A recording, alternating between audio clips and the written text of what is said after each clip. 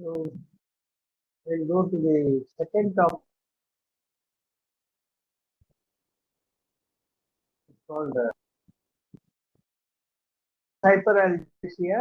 Describe peripheral mechanisms associated with it and discuss opioid-induced hyperalgesia. It's not simply define or explain. It is discuss opioid-induced hyperalgesia, which means we have to talk about the differential diagnosis, the mechanism of the identification, treatment, etc. Everything. So hyperalgesia is a clinical term used to describe the phenomena of increased pain response to a small or a non-noxious or a very pinprick or extreme heat and cold. So these are all pain, very sensitive pain with grateful stimuli, which are perceived as a very severe pain by the patient when they feel the hyperalgesia. And it is associated with two things. One is the peripheral sensitization of the nerve, and second is the central sensitization of the nervous system. So it may involve amplified nociception, increase in pain intensity, and due to primary hyperalgesia, which is the sensitization. That means it occurs at the site of injury. So when you get a hurt in the leg or a bruise in your ankle or your dorsum of the foot or a hand, the primary hyperalgesia, the pain occurs from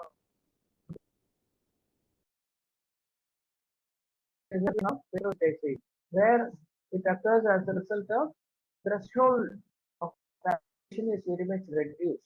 That is, the stimulation to cause the pain normally it has a certain amount of threshold. If the threshold becomes increased, then you feel less pain.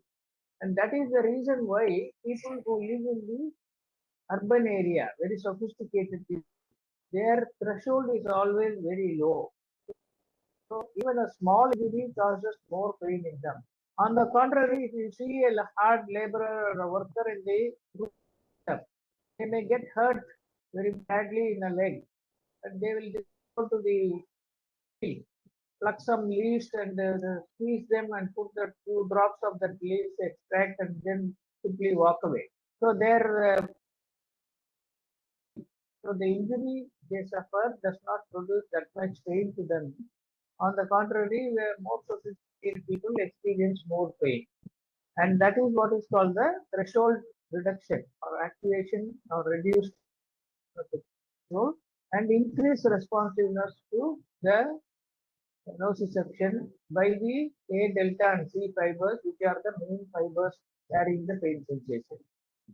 After this initial hyperalgesia, there is always a secondary hyperalgesia, which occurs from the areas adjacent to the site of injury or a location away from the site of injury. So that happens as a secondary hyperalgesia. And these changes are maintained by central processing of sensory information. Second thing, it also by the sensitization of the spinal nociceptive neurons and altered descending inhibition. So 3 factors are involved in that.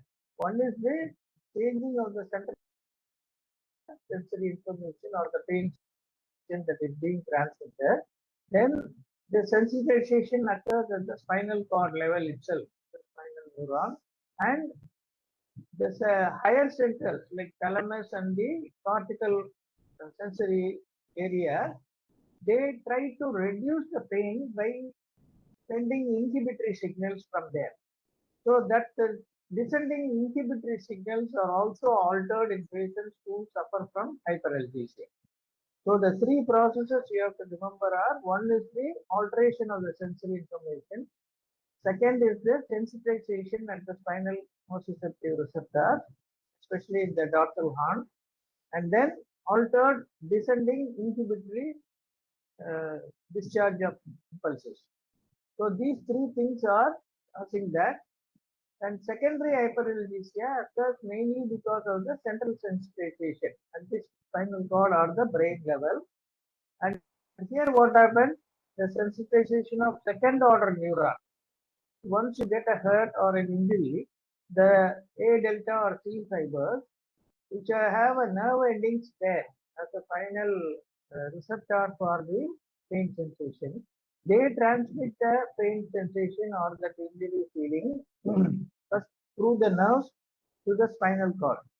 At the spinal cord level, there is always a connection to another set of neurons, which is called the second order of neurons, and then and that carries up to the central level, that is thalamus or the cortical level, and from there the third order of neuron also may go from thalamus to the sensory cortex, and there will be return pathways or nerve endings which cross as the inhibitory pathway. So the sensitization for this secondary analgesia should be done at the second order neuron in the dorsal horn, as well as activation of the nociceptive neurons in the brainstem and thalamus. So that is why it is called the central sensitization. So peripheral sensitization involves the A delta and C fibers which carry the pain from the site of injury up to the spinal cord. And central sensitization occurs at two levels. One is the dorsal horn of spinal cord, and second is the nociceptive neurons in the brainstem and thalamus. So in acute hyperalgesia injury, there will be some severe pain. A mild hyperalgesia will be an adaptive response so that the person does not move the limb or the injured limb much. And nature itself will make him keep it immobile so that it will reduce the pain sensation as well as it help in the healing process. So that is the nature's adaptation, that it produces more pain as soon as you get hurt, and over a period of time that adaptation will be slowly removed and you will feel less pain as well as mobility will be not that much painful. That is the first adaptive response that will happen, and the possible of this normal response may be exaggerated in people who have tendency to go in for hyperalgesia. And the amount of pain, if you recall what is the definition of pain, can you tell the definition of pain? How you define pain? Anybody else who is in the class, can you answer that? Are you able to hear me? Yes, sir. What is the definition of pain? How do you define pain? It is a Unpleasant sense. It is a unpleasant sensory and emotional feeling. Okay.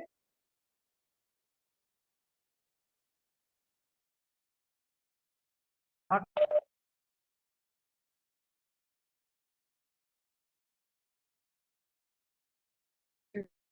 sensory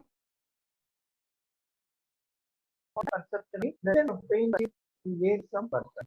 So that's how the severity is the same in all the patients and reflective. It may be sometimes in a analgesia, it is always exaggerated to the severity of the injury. Whereas the intolerant patients who have a higher threshold for pain, they will not have that much of pain even if the injury is more severe. And it occurs long after tissue healing also in hyperalgesia. The wound would have healed, but the patient may still be saying, feeling very burning sensation is there, pain is there when I move the limb. So all these complaints may be there in patients who feel the hyperalgesia. In the absence of damaged tissue or healed tissue, they still complain. So that is the difference between normal pain perception and hyperalgesia. And gradually, these patients may go into a state of chronic pain. Patients who complain of hyperalgesia in the recent times after an injury, they are the ones who may slowly develop or go into a state of chronic pain. And the persistent tissue injury and inflammation, that also may be the cause for ongoing hyperalgesia. If the wound is not healing in the normal time that you expect for a wound to heal, for example, if you make a normal surgical incision You expect the pain to start reducing after the third day of surgery, and after about 10th day, when you remove the sutures, you expect the pain to be almost negligible. But if the wound has got infected and it is not healing well, the inflammatory process is still going there, and you see the wound is reddish and there is some discharge, then the patient may continue to have the pain, and that is the cause of hyperalgesia also. So patients who have a healed wound, they may also have increased pain. Those patients whose wound is not healed, they may have an increased pain. So the hyperalgesia is possible in both these conditions. And it occurs as a nociceptive sensitization. And the mechanisms, that is the second part of the question, what is the secondary mechanisms or peripheral mechanisms that happen? One is called the neurogenic inflammation, where the peripheral nociceptors participate in the inflammatory process and release an activating substance or a chemical that is called the substance P.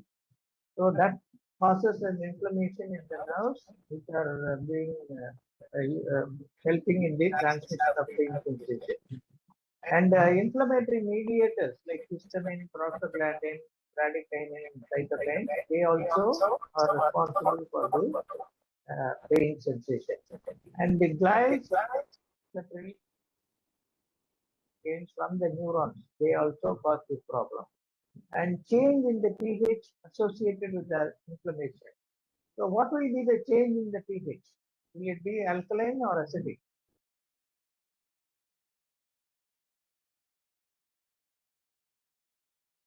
Supposing you get hurt, there is a small swelling in that area, and there is some has to stick. If you draw the friend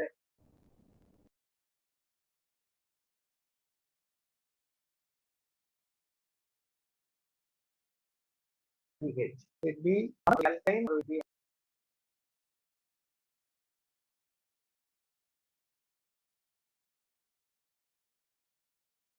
Are you, hello? Are you all there? Am I audible? Yes, sir. Yes, sir.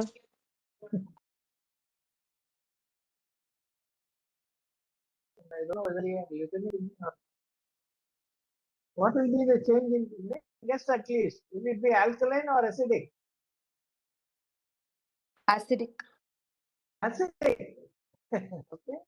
pH will be on the acidic side, and that is the reason why when there is an infected wound or if you give local there, it will not take up. You know the reason why it will not act?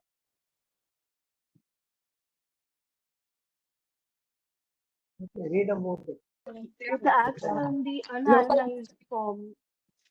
act in alkaline pH. Sir. It's an alkaline pH. Find out the answer why local anesthetic will not act in a infected or a wound. Try to find out. So these are the changes that happen in who suffer from opioid induced hyperalgesia.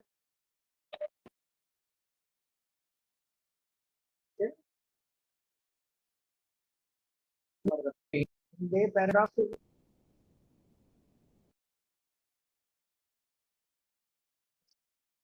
that is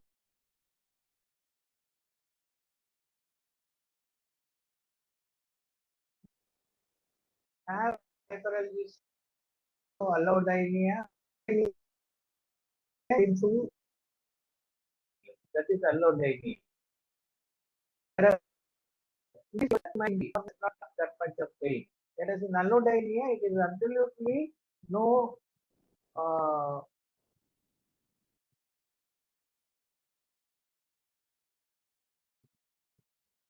no painful no situation at all. And so graph shows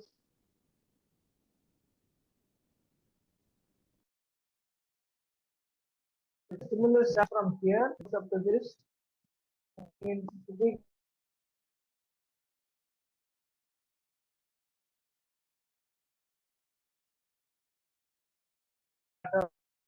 the pain threshold, but it is when stimulus is required and the pain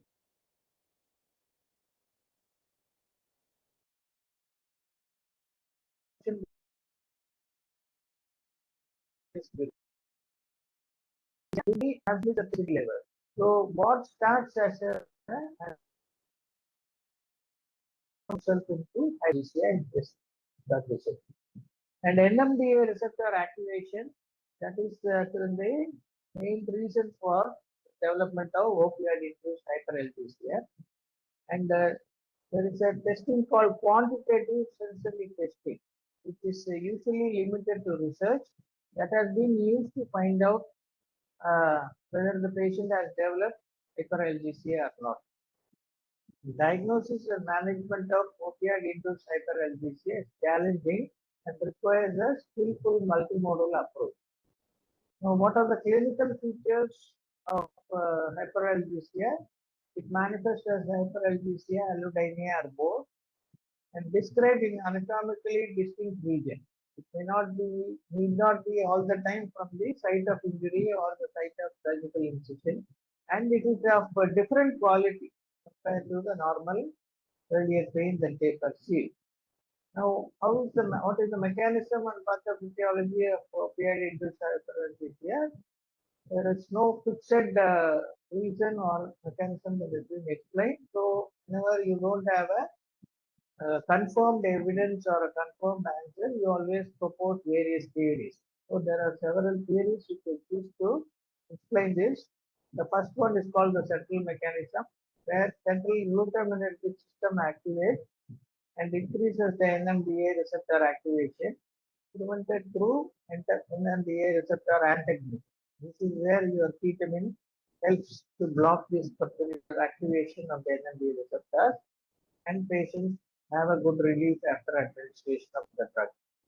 And it also, when you administer the opioid for a very long time, what happens is it causes down regulation of final glutamate transporters, and that makes the chemical or the transmitter glutamate available in an increased quantity by the which activates the NMDA receptors. Otherwise, what would happen to elsewhere? Because they are now reduced, the lorries are not there, so the stock is there, and the remaining stock goes on irritating the receptor and causes the activation, which causes the hyperalgesia. And glutamate associated activation can cause spinal neuron sensitization, and this neuron at the spinal level is a part of the central nervous system. So we call that as a central sensitization, which we saw in the earlier discussion. And this phenomena is being prevented by NMDA receptor inhibition, as we said earlier. The second theory that has been proposed is the first theory is the central glutaminergic system activation. The second is the spinal dynorphins. So dynorphins are nothing but opioid peptides. They have been shown to increase the continuous infusion of new receptor agonist.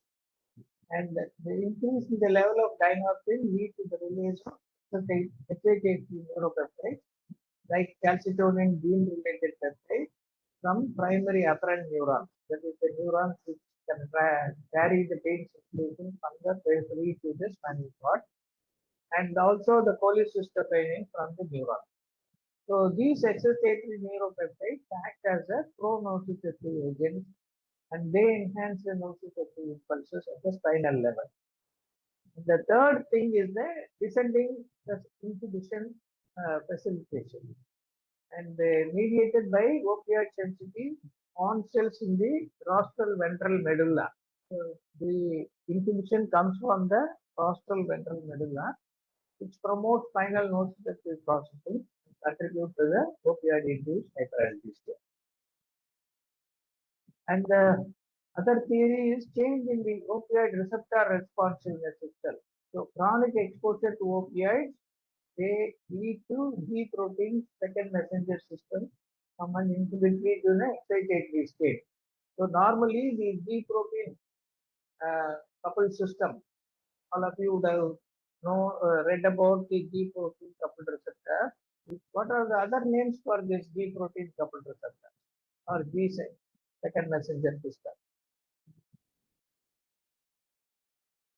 Any idea? Are you able to hear me?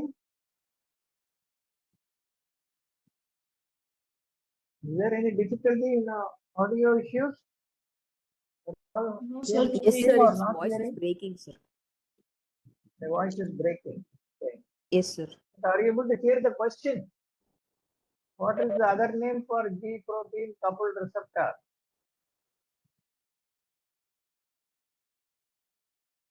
It is also called as the 7-pass receptor or serpentine receptor. Serpentine respirators. It travels 7 times on the cell membrane. So they are called 7-pass receptors or serpentine receptors, and they increase the excitatory activity and possibly contribute to the analgesic tolerance and OHA. So from inhibitory state, they get converted to excitatory state. They normally suppress the pain response or pain transmission. But once you start using opioid on a regular basis, the nature of the receptor changes from inhibitory to excitatory state. And another mechanism is the peripheral mechanism. So what we saw so far is the centralized mechanism at the spinal cord level as well as the receptor level. Then at the peripheral mechanisms for opioid-induced hyperalgesia are activation of the serotonin 5-hydroxy 3 and 2 receptors in certain chronic pain states which may be involved in the development of opioid-induced hyperalgesia, where it shifts the balance from descending inhibitory to pro-nociception. As I said earlier, normally the fibers from the higher centers, thalamus and cerebral cortex, after they perceive the pain, they send inhibitory impulses through the substantia gelatinosa and other areas to reduce the pain perception. This inhibition over a period of time again changes from inhibitory to pro-nociception or makes the person feel more the pain in an increased level. So just like the G protein converting itself from inhibitory to excitatory, the central inhibitory fibers, instead of inhibiting the pain, they promote the pain or cause more pro-nociception, make the patient feel the pain in more. So they have found that by giving ondansetron, that is your emisset, which you are using as an antiemetic in your regular practice, which is a 5-hydroxy 3 antagonist, can block the signs of OHA. But it is only in animal model. They have not tried it in human beings, but it may soon be established that way that it can also be the cause. And activation of the substance P and the alteration of cytokine production and changes in calcium channels and nitric oxide synthase, all this also have been implicated in the development. So 4 things: activation of the substance P, which we saw in the mechanism of the neuronal inflammation causing the hyperalgesia. That is also considered as a part of this opioid-induced hyperalgesia also. And the alteration of the cytokine production, changes in calcium channel conductivity and nitric oxide synthase, all of them also have been do that. So what investigations you will do to prove the opioid-induced hyperalgesia? For that there is a testing called quantitative sensory testing. In this you apply various levels of brain stimulus like either a pressure or a pinprick, and application of different mechanical or thermal stimuli in a controlled intensity, and measuring the individual's pain response or pain threshold. That is how you find out whether the patient is feeling exaggerated pain or the normal pain. And this testing assesses the function of not only A delta and C fibers, but also A beta fibers, which we saw is very important in the gate control theory of pain. Okay, when we discussed about gate control theory of pain, It is the A beta fibers which process or opens the uh, uh, transmission of impulses through A delta and C fibers. And even though this is directly not considered as a pain carrying fiber, and this also results in the central pain processing pathways. And in patients managed with long-term opioid therapy, this quantitative sensory testing has demonstrated change in their perception of pain. And the nature of the test the results can vary depending upon the modality of testing. That is whether you use an electrical stimulation or a cold pressure test. And this will give a little varied result. And so this will also depend on the opioid serum concentration. What is the dose of opioid the patient is receiving? So there is variability in this testing makes it